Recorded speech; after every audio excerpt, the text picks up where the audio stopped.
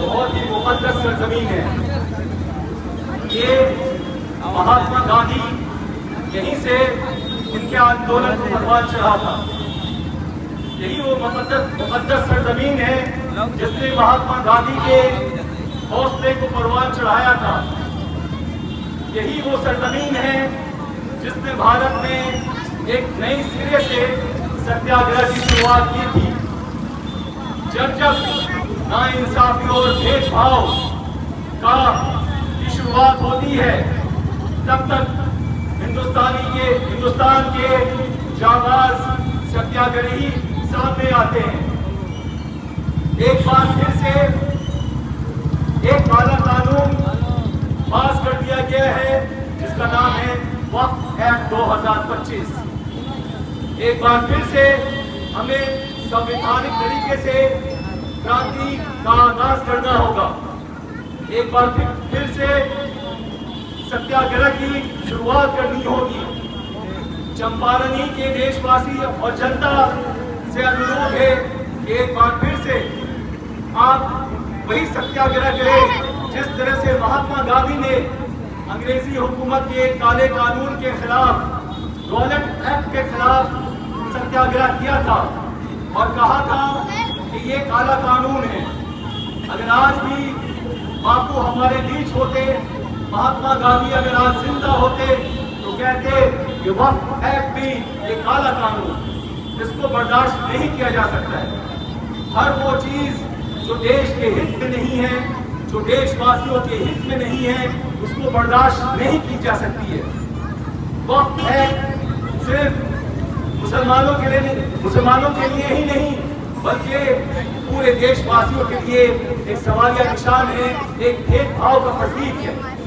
अगर इसका दूसरा नाम कोई रखा जा सकता है तो वो भेदभाव वाला एक्ट रखा जा सकता है।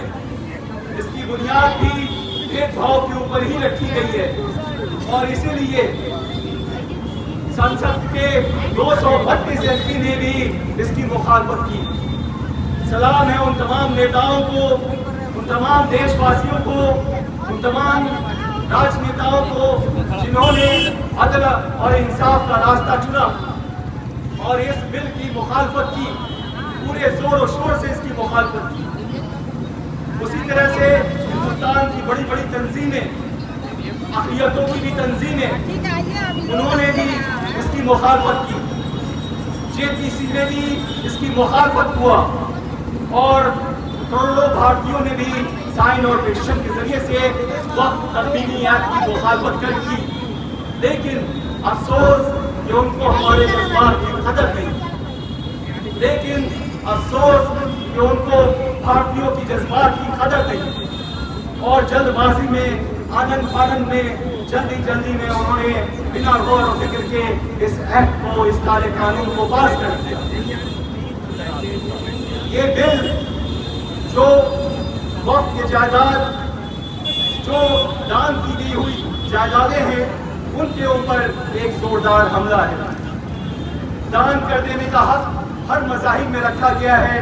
पुण्य की वजह से लोग दान करते हैं, खुदा को राजी करने की वजह से लोग दान करते हैं, इंसानियत के भलाई के लिए लोग दान करते हैं। वक्फ की जायदाद भी दान की गई इंसानियत के भलाई में, ताकि गरीबों की मदद की जा सके, ताकि यतीमों का सहारा बना जा सके, ताकि मजलूमों का सहारा बना जा सके। आज आप उस जायदाद के ऊपर नाहक आंख गड़ाए हुए हैं। बताइए ये कैसा इंसाफ है? गरीबों का हक लूटने पे आप आमादा हैं। बताइए ये कैसा इंसाफ है? मजलूमों की बेहुरमती करने पे आप आमादा हैं। बताइए ये कैसा इंसाफ है? क्या हमें इंसानियत को जिंदा नहीं रखना चाहिए? क्या हमें गरीबों की, मजलूमों की मदद नहीं करनी चाहिए? ये वक्फ एक्ट उन तमाम मजलूमों पे एक हमला है। ये वक्फ एक्ट उन तमाम बेसहारों पे एक हमला है। क्यों ना हम इसके खिलाफ आवाज लगाएं? क्यों ना हम इसके खिलाफ मजम्मत करें? जबकि हम जानते हैं कि ये काला कानून देशवासियों के हित में नहीं है, जबकि हम जानते हैं ये काला कानून हिंदुस्तान के हित में नहीं है, जबकि हम जानते हैं कि ये काला कानून हिंदुस्तान के आवाम के हित में नहीं है। बताइए ऐसे में हमारी क्या जिम्मेदारी बनती है? बताइए ऐसे में अगर हम संविधान की हिफाजत के लिए, आर्टिकल 14 की हिफाजत के लिए निकलते हैं तो क्या ये गलत है? अगर ऐसे में हम इसकी मजम्मत कर रहे हैं तो क्या ये गलत है? और भारत के एकता और अखंडता की हिफाजत के लिए हम खड़े हैं, तो बताइए क्या ये गलत है? हम इसी मिट्टी के पैदावार हैं। हमारे आवाज़दार ने न कभी गुलाबी साहब और ना ही कभी किसी काले कानून को उन्होंने माना। हम उन्हीं के वंशज हैं। हम कब भी जुल्म और ज्यादती के आगे नहीं झुके थे, हम आज भी जुल्म और ज्यादती के आगे नहीं झुकेंगे। ये वक्त काला एक्ट 2025 ये हिंदू मुस्लिम एकता को खंडित करता है। वक्त एक्ट 2025 ये मजलूमों का हक छीनता है। वक्त एक्ट 2025 ये भारतीय एकता को कमजोर करने की साजिश है।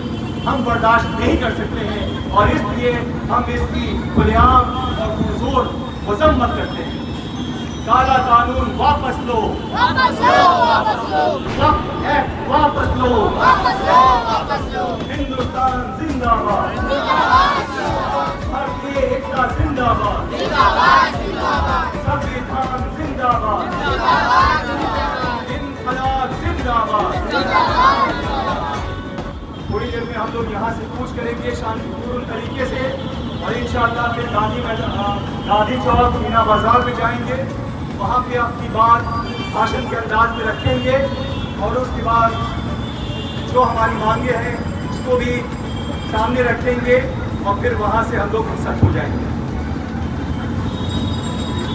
थोड़ा सा इंतजार है।